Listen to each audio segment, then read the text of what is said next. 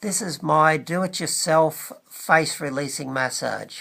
I usually start up on the temples, work my way down into here.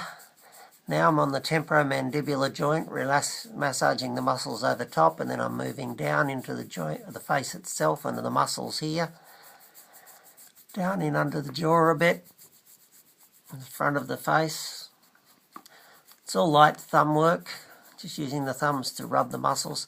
And then I do some really big long ones. I found this is probably the best level of pressure. Is quite light and soft, but it's making the muscles vibrate, and that's what I'm aiming to do, is to vibrate the muscles. And then I finish up back on the temporomandibular joint here, which is where the jaw moves from.